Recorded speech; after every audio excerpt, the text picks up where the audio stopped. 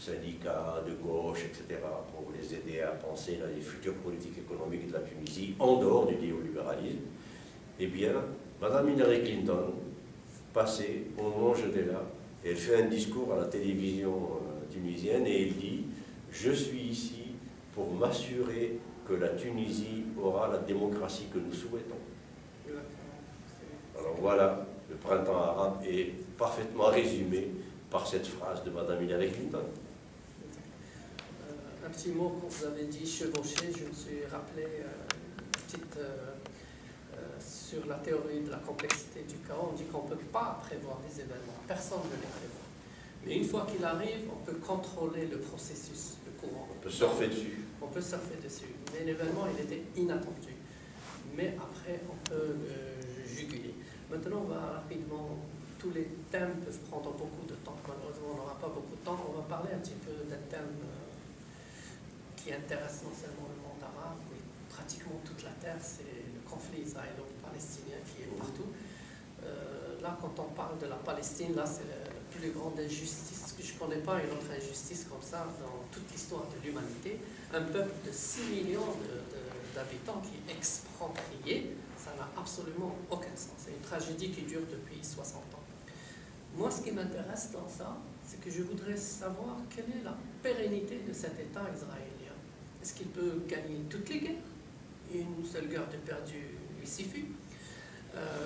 Est-ce qu'il peut être un empire de 1000 ans? Est-ce qu'il peut rester? Parce que dans son histoire, il n'a jamais existé. Il a existé il y a 3000 ans, pendant pratiquement 100 ans. Je pense le règne de Salomon et le règne de David. Et pendant les 1400 ans, il était protégé dans le monde musulman. Donc, est-ce que cette entité a, on dirait en écologie, des potentialités pour survivre dans tout ce monde? C'est ça. C'est un problème à la fois complexe et simple. Bon, complexe parce qu'il y a plusieurs ramifications dans ce problème. Israël, mouvement sioniste qui a commencé fin des années 1880, par là, 1896, le premier congrès sioniste à Bâle, dirigé par Herzl, celui qui a écrit pour un État juif. Ben, au départ, il pensait à aller en Angola, parce qu'il y avait des terres libres, paraît-il, là-bas, c'était là-bas. Mais ils ont très vite compris que la grande majorité des Juifs n'iraient pas vivre en Angola, ils ne l'intéressaient pas. Donc, ils sont revenus sur la Palestine, soi-disant l'ex-terre promise, enfin la terre qui appartenait aux Juifs, historiquement, tout ce qu'on veut. Mais c'est greffé là-dessus des intérêts géostratégiques, géopolitiques, géoéconomiques, qui intéressaient autant l'Europe que les États-Unis, que l'Angleterre, ce que vous voulez. Et là, il y a un livre de Viviane Forrester qui s'intitule Le crime occidental, où elle explique, entre autres, c'est pas le seul, il y en a d'autres aussi. Elle avait écrit l'horreur économique. L'horreur économique avant, mais dans le crime occidental, elle parle d'Israël. Comment la Russie, l'Union soviétique même, pendant la Deuxième Guerre mondiale, Russie, Angleterre, France, États-Unis, etc., s'arrangeaient pour repousser les Juifs qui sortaient de l'antisémitisme qui était partout en Europe. L'antisémitisme a commencé en 1889, violent d'ailleurs. 1882, avec la mort du tsar Alexandre II, ils ont accusé les Juifs de l'avoir tué. Et l'antisémitisme politique et violent a commencé donc à se répandre dans l'Europe, la Hongrie, la Roumanie, l'Allemagne, etc., le nazisme, ça a culminé. Et tous ces Juifs voulaient fuir cet enfer. Et donc, ce que dit, je pense, si je me souviens bien, Viviane Forrester, elle n'est pas la seule, mais c'est une des analyses, c'est que la Russie, l'Angleterre, les États-Unis, tout ça, s'arrangeaient pour l'empêcher, ces Juifs, d'aller aux États-Unis, d'aller en Angleterre, d'aller en France, et les canaliser vers la Palestine, vers cette région. Pourquoi? Pour créer une espèce de tête de pont, de pont avancé, de point d'occupation, d'abcès d'occupation, d'abcès de fixation, pour justifier une présence militaire importante, permanente, pour contrôler le futur nerf de la guerre qu'est l'énergie, c'est-à-dire le pétrole. Or, 85 ou 90% des réserves d'hydrocarbures. Résumé de votre itinéraire de l'Algérie au Québec. Sous les pieds d'arabo-musulmans. Pour le futur identité. donc, pour le futur, c'est qu'il n'y aura pas de paix en Israël. Israël est en danger de paix. Si demain il y a la paix, Israël perd la moitié de son budget. Israël ne peut pas survivre sans... On ne peut pas faire pousser des courgettes et exporter des courgettes et des œufs et des oranges et des abricots israéliens dans le monde si on ne va pas chercher de l'eau depuis le lac Tibériade, là-bas pratiquement en Syrie, et à des kilomètres de profondeur, et maintenant sans doute à des kilomètres de distance. Il faut beaucoup d'argent pour ça, beaucoup d'argent. Et donc, tant qu'Israël est en guerre, Israël reçoit des subventions de l'Europe, Israël reçoit des subventions de l'Allemagne, Israël reçoit des subventions des États-Unis, Israël reçoit de l'argent de la diaspora, etc., plus le soutien en état de guerre.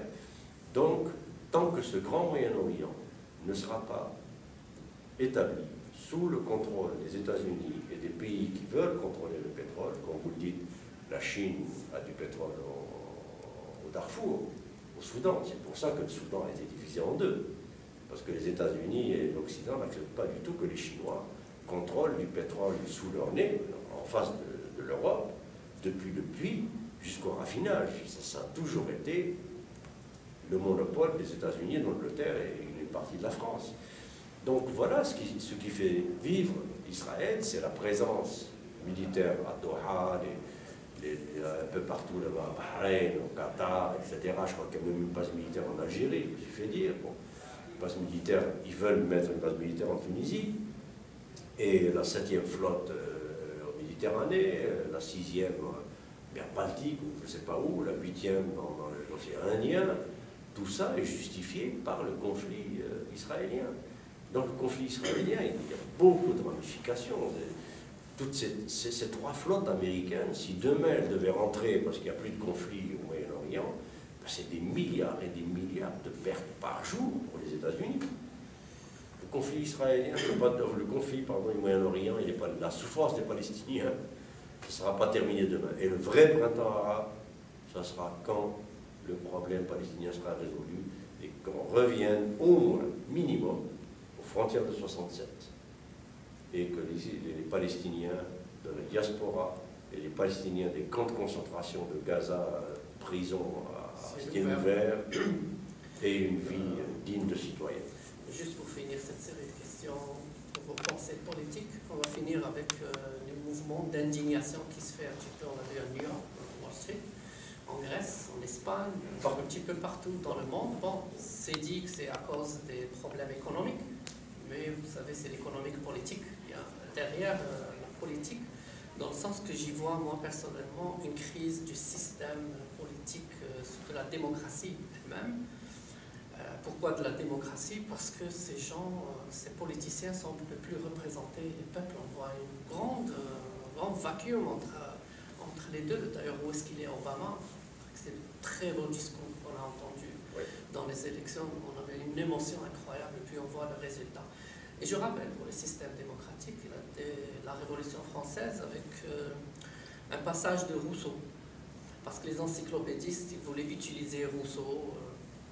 Et je suis pour la démocratie, mais il y a un très grave problème dans la démocratie, c'est celui de la représentation. Quand vous avez 350 millions de personnes, comment vous allez 1000 personnes représenter ces 350 millions? Il dit qu'il y a un petit problème dans la représentation des gens. Le problème, on le voit maintenant dans les élections, il y a seulement peut-être 40% au maximum qui font les élections.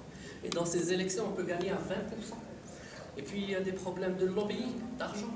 Et puis, il y a des problèmes, vous avez seulement la droite et la gauche, les démocrates, c'est un cercle fermé.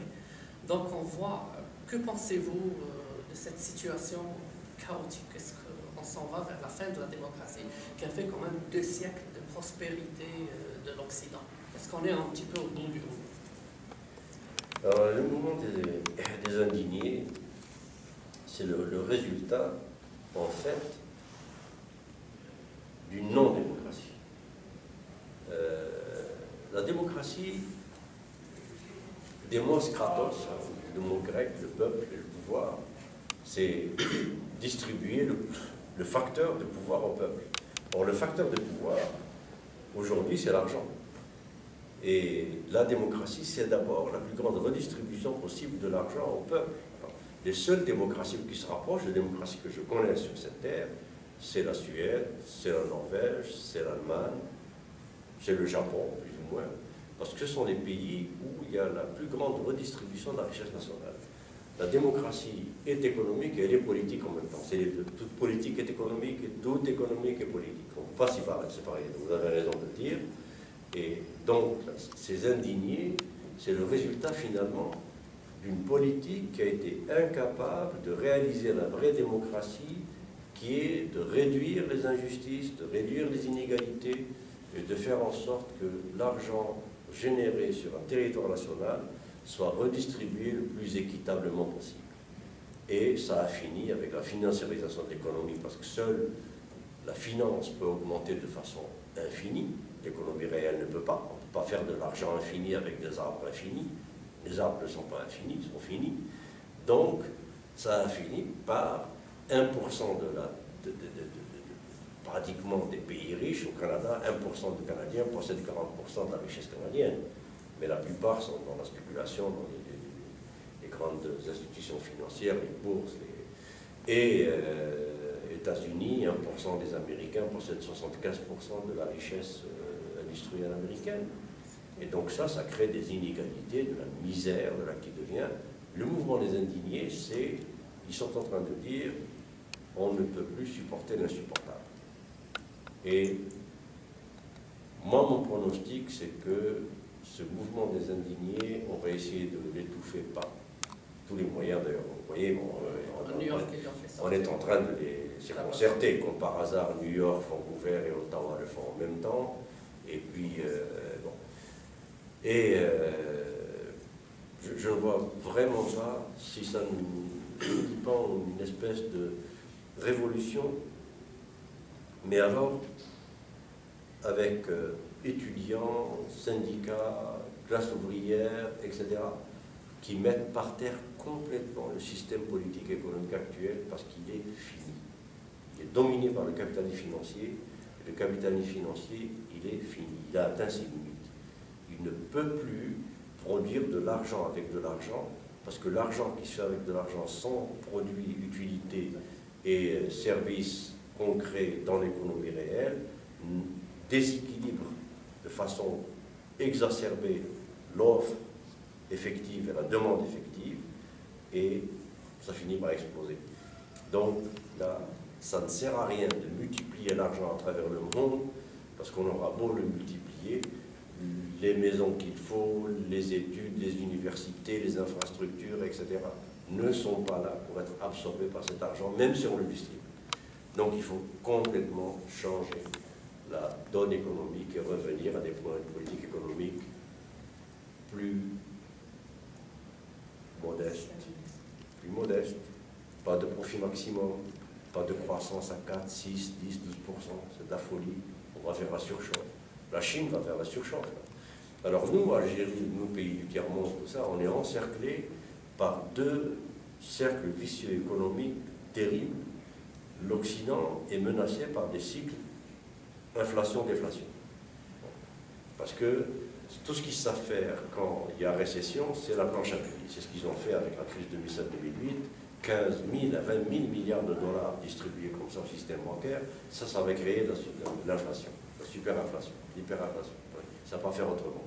Mais comme la production réelle ne suit pas, etc., même avec cet argent, la spéculation augmentant, les gens n'achèteront plus, ils ne peuvent plus, ils sont étouffés, même si on leur donne de l'argent, parce que les produits coûtent de plus en plus cher et ils viennent de plus en plus loin, etc., etc. La spéculation redouble. Bon. Donc des cycles inflation, déflation, parce que l'investissement arrête, puisqu'il n'y a pas assez de demande. Enfin bon. L'autre côté, on est encerclé par des menaces de cycles de surchauffe de l'Inde, de la Chine, du Brésil. La surchauffe, c'est quand il y a trop de capitaux par rapport à la capacité d'absorption de l'économie réelle. Et donc, il y a une fuite en avant de l'argent. Cet argent peut, du jour au lendemain, fuir du pays, ce qui est arrivé en Indonésie.